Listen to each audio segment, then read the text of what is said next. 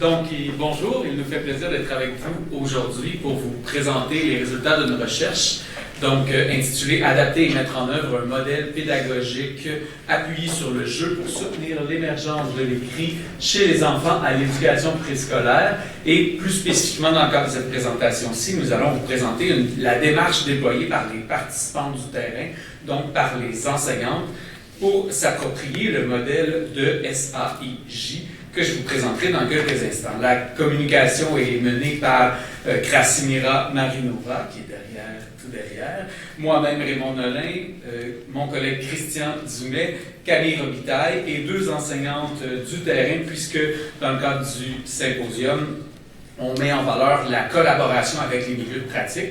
Donc, deux collègues, Brigitte Campbell et Marie-Pierre Barry, qui auront la chance inouï de vous faire un petit témoignage des apports de leur participation à un tel projet de recherche. Donc, pour ce qui est du plan de la présentation, je vais vous présenter très synthétiquement nos appuis théoriques, nos questions de recherche, puis par la suite, ma collègue Camille vous présentera la méthodologie de recherche, la démarche déployée par les participants. On laissera quelques minutes à nos collègues enseignantes pour prendre la parole et nous conclurons avec quelques pistes pour le futur et quelques limites de la recherche. Donc d'abord, le premier concept qui est le plus central de la recherche, c'est celui du jeu symbolique, qu'on appelle aussi jeu de faire semblant. La raison pour laquelle, dans le cadre de ce projet-là, on a décidé de conserver le terme « jeu symbolique ». En fait, dans le cadre d'une recherche participative, c'est vraiment une collaboration avec des gens de terrain. Le programme met de l'avant l'expression « jeu symbolique » et c'est aussi l'expression avec laquelle les enseignantes étaient le plus à l'aise de fonctionner. Donc, on ne voulait pas, chaque fois qu'on présente, s'accrocher sur l'expression qu'on allait utiliser. Donc, on a conservé le concept de jeu symbolique, qui est considéré comme une création originale, inspirée par la vie quotidienne des enfants et réinterprétée grâce à leur imaginaire, dans laquelle les enfants réinventent la réalité en reproduisant des rôles et en développant des scénarios.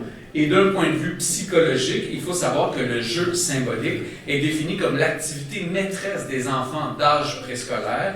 Donc, l'âge préscolaire, on le dit, selon Vygotsky, de 3 à 7 ans, puisqu'il crée la zone de proche développement ou de développement proche et entraîne des gains développementaux qui sont bénéfiques, qui contribuent à l'émergence de l'écrit.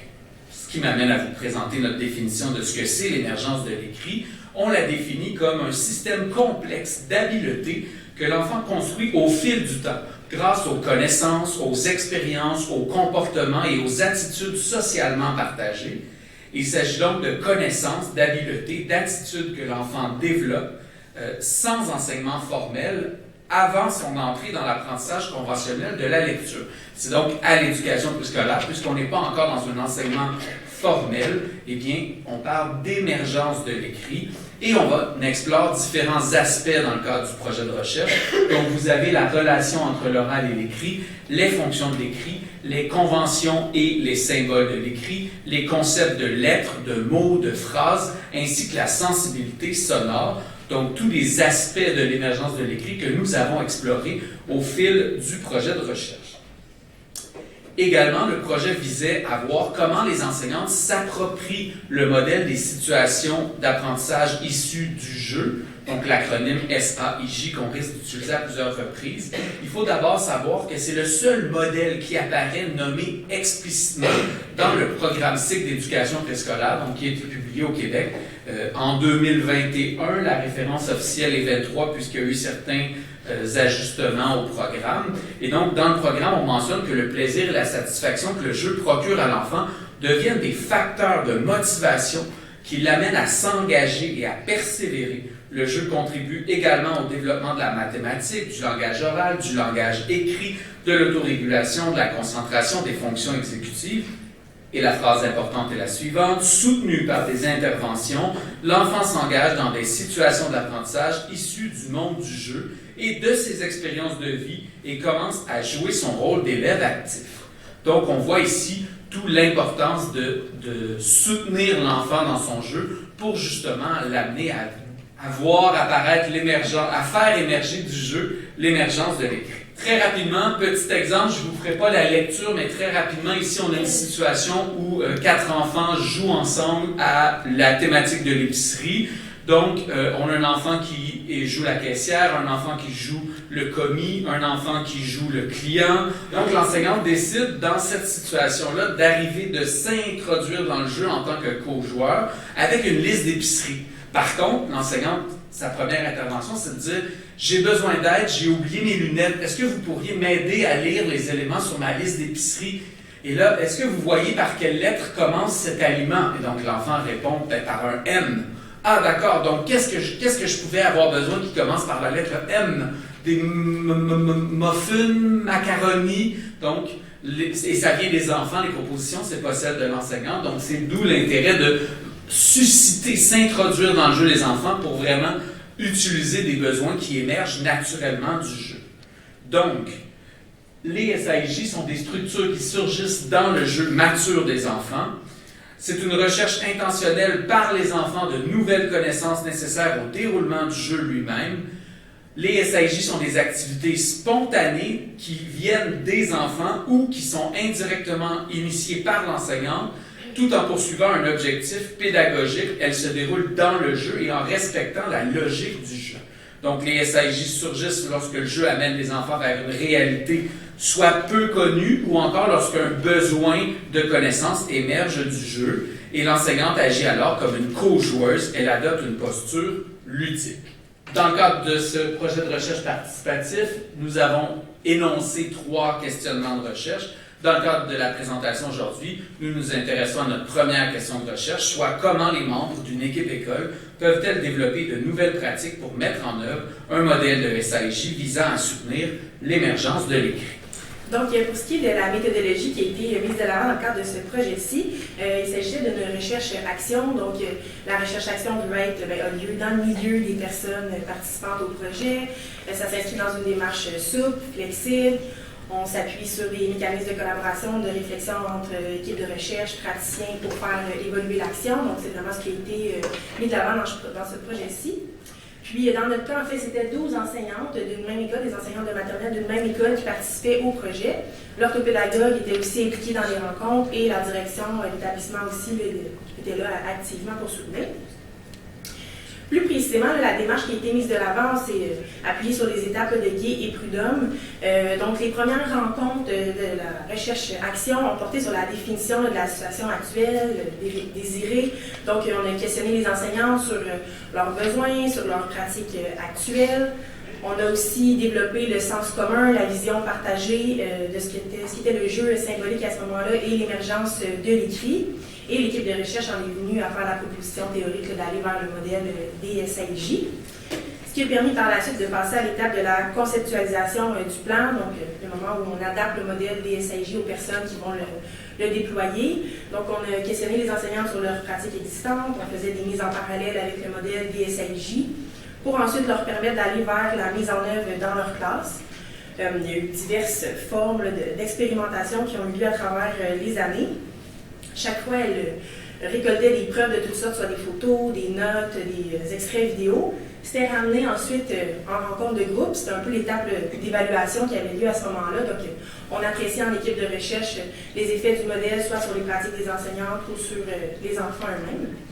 Puis, pour ce qui est de la diffusion, entre autres, aujourd'hui, on a choisi de vous présenter la démarche d'appropriation en fait, par laquelle les enseignantes sont passées pour devenir un peu plus à l'aise avec le modèle DSH.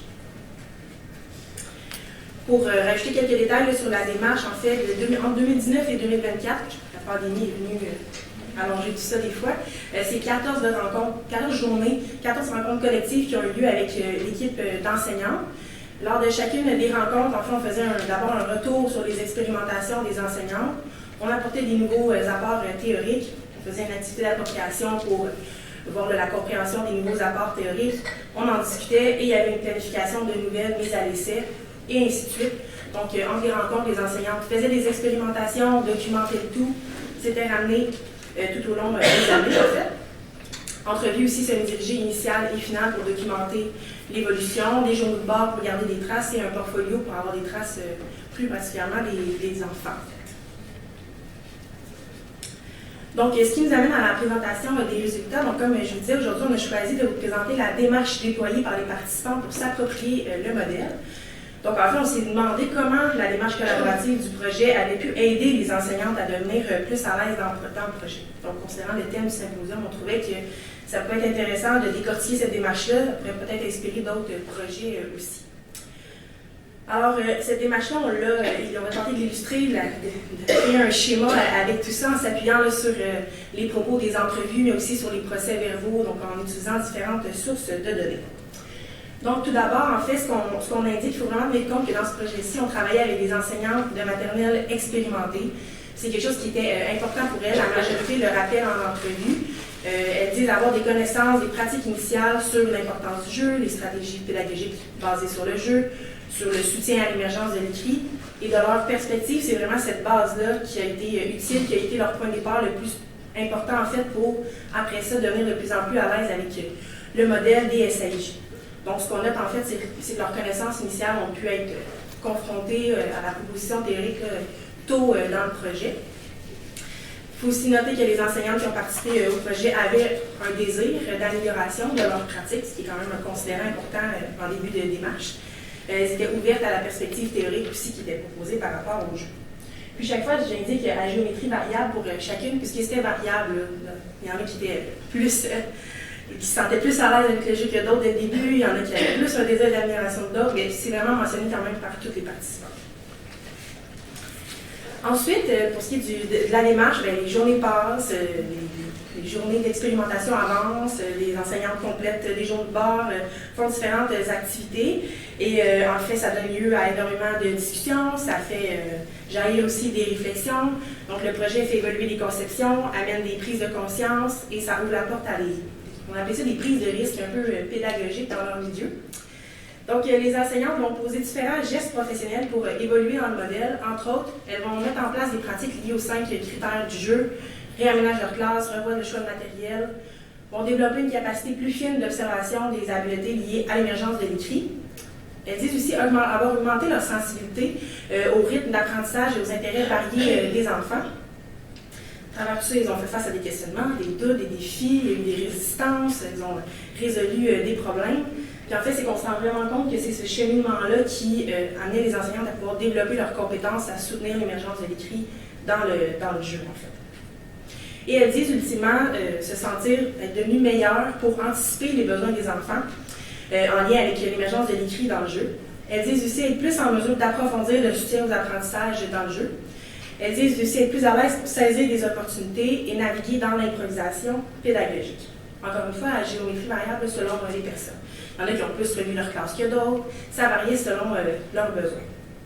Donc, c'est vraiment l'effet du long terme, des nombreux allers-retours, des nombreuses journées collectives qui a amené cette évolution-là dans le travail des enseignants, qui a permis d'aller chercher cette précision-là dans l'accompagnement qu'elles parviennent à apporter là, aux enfants. Ensuite, à la fin du projet, on a pris le temps en entrevue là, avec les enseignants de faire un état des lieux avec elles, donc de leur représenter leur conception initiale par rapport au jeu, par rapport au projet et de leur demander leur opinion par rapport à leur conception initiale. Puis ce qui ressort vraiment, c'est que les enseignantes là, accueillent les nouvelles connaissances, les nouvelles pratiques, mais en général sont assez d'accord avec leur conception initiale. C'est plutôt qu'elles apportent maintenant des nuances, elles vont plus loin dans les motivations qui justifient des choix pédagogiques. Et parmi les différentes traces que ce projet-là, que cette démarche-là a laissées sur les enseignantes, il y en avait plusieurs, mais il y en avait deux qu'on trouvait particulièrement intéressantes. Premièrement, en fait, les enseignantes, l'ensemble des enseignantes du projet le nomment à leur façon en entrevue, elles disent avoir maintenant un plus grand sentiment de sécurité pédagogique.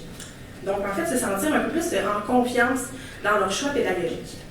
Donc, la formule du projet nous indique en fait que ça pourrait être utile pour nourrir peut-être le sentiment de compétence, pour aider à confirmer des pratiques. Encore une fois, il y en a qui terminaient plus hésitantes que d'autres par rapport à ça, d'autres plus rassurées, mais ça ressortait de se sentir un peu plus solide pour justifier des choix pédagogiques en classe. Et deuxième trace intéressante laissée par cette démarche-là, les enseignants disent repartir avec une attitude d'ouverture pédagogique plus grande en fait. Là. Elles se disent plus flexibles maintenant sur le plan pédagogique. Il y en a plusieurs qui sont contents d'avoir développé leur capacité d'exploration, d'adaptation, d'improvisation pédagogique. Elles disent aussi être maintenant plus curieuses en général dans leur travail, être plus curieuses aussi de suivre ce qu'il y en est sur le plan de la recherche, être maintenant plus intéressées à se former. Donc, tout ce qui est en lien avec l'ouverture, c'est vraiment augmenté dans le projet. Puis là, on ne l'a pas illustré, mais vraiment une trame de fond là, qui est là du début à la fin dans ce projet-ci, c'est vraiment l'importance du caractère collectif du projet, la cohésion école, l'entraide entre collègues, la vision commune qu'on a gardée du début à la fin sur l'émergence de l'écrit, sur le jeu, c'est vraiment ressorti comme étant des facteurs parmi les plus importants là, pour soutenir le cheminement des enseignantes. Alors, la parole à nos collègues. Alors, bonjour. Juste un petit... pour faire suite à ce que Camille vient de dire, c'est sûr que le projet nous a donné beaucoup confiance par rapport au jeu, par rapport à notre approche développementale, puis aussi envers nos collègues, envers les parents qu'on accueille dans nos rencontres de parents qui sont un peu inquiets de voir qu'on va faire des apprentissages aussi beaucoup par le jeu. Donc ça nous a aidé beaucoup quand même là, à venir mettre du poids, à ajouter, à ajouter quand même un poids envers nos propos par rapport aux parents, par rapport à nos collègues et par rapport aussi aux transitions vers la première année là, pour les gens qui vont accueillir nos futurs élèves. Ça nous a aussi permis de dire que, ben oui, un coin symbolique, c'est intéressant, c'est beau quand c'est tout décoré, tout thématique, mais juste d'utiliser du matériel polyvalent, ouvert, d'accepter le désordre aussi, que le livre puisse se retrouver dans un autre coin, que les blocs servent à utiliser pour parler au téléphone, c'est ça. Donc, d'accepter le désordre et d'accepter le bruit, parce que ça sollicite aussi beaucoup d'activités en classe. Donc, ça aussi, ça nous a apporté, puis on continue d'échanger avec ça. Puis vous avez vu qu'on était une équipe quand même assez nombreuse d'enseignantes de préscolaire, donc ça, c'est une belle recherche qui, encore aujourd'hui, nous permet d'échanger avec nos collègues, nos trouvailles, nos malaises aussi, parce qu'il y a des fois où, bon, ça n'a pas fonctionné comme on voulait, ou... donc ça aussi, on a une belle ouverture dans le milieu là, par rapport à ça. Donc ça, le projet nous a aidés, outillés, puis ça continue d'être effectif en ce moment. Je te laisse un peu. Ouais. Donc, faire suite au dernier point qu'elle vient de mentionner, c'est ça, c'est que le fait qu'on a travaillé là-dessus longtemps, puis qu'on demeure l'équipe quand même assez stable, c'est qu'on continue à progresser, même quand le projet est terminé. Fait que de temps en temps, à l'heure du dîner, on va se partager des bons coups ou se poser des questions sur des situations qui arrivent dans nos classes. Fait que ça, c'est très riche de pouvoir faire ce suivi-là avec nos collègues qui ont vécu le projet avec nous. Puis c'est sûr que ça avait aussi une influence sur les nouvelles personnes qui arrivent et qui entendent nos discussions. Donc, on fait un petit peu...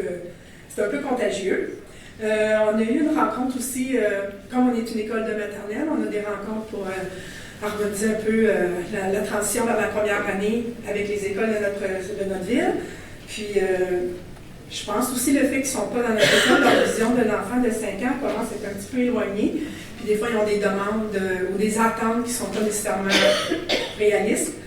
Puis, quand on a eu une journée où on leur a présenté avec l'équipe aussi la recherche qu'on avait faite, puis on a senti que ça avait ouvert quand même quelque chose. Ça ne replace pas tout de suite d'un coup, mais ils ont quand même démontré une ouverture à peut-être tenter d'implanter ce modèle-là quand même dans leur classe. Pour la continuité pédagogique, on trouvait que c'était quand même une bonne avenue à implanter. Excusez. Il y a aussi en lien avec l'émergence de l'écrit, ça nous a beaucoup habilité à l'observer, à mieux la comprendre, à mieux comprendre le jeu. Puis ça nous outille aussi, même dans la rédaction de nos bulletins. Ça nous aide aussi pour étayer le jeu. Donc, avant, on savait que le jeu, on a parlé dans les perceptions initiales, on savait que le jeu était important, mais maintenant, on sait davantage pourquoi. On est capable d'en parler puis de l'utiliser dans nos argumentaires avec les parents et dans nos observations des enfants. On a aussi appris à utiliser, à saisir d'autres occasions pour faire émerger l'écriture, mais dans d'autres contextes de la classe aussi, pas seulement dans le jeu symbolique. Donc, on peut l'utiliser à travers tous les moments de jeu libre, dans les dessins, dans les récits pour les histoires. Mais donc, ça se déploie dans différents moments, différents contextes et avec différents partenaires. On recommande pour ceux que ça intéresse en tout cas enseignants de s'appuyer en collègues pour s'aider à comprendre des modèles comme celui des SIJ, pour les décideurs, les gestionnaires, mais bien sûr d'investir dans des formations un peu comme celles qu'on a offert dans le cadre de ce projet-là, puisque c'est à long terme. Et pour les personnes chercheuses, de hésiter à opter pour ce genre de méthodologie. Puis c'est sûr qu'il y avait des limites par rapport aux devis en tant que tel, les données collectées, puisque c'est surtout auto-rapporté, mais on pense quand même qu'il y a plusieurs années de transférabilité possible avec ce projet-ci.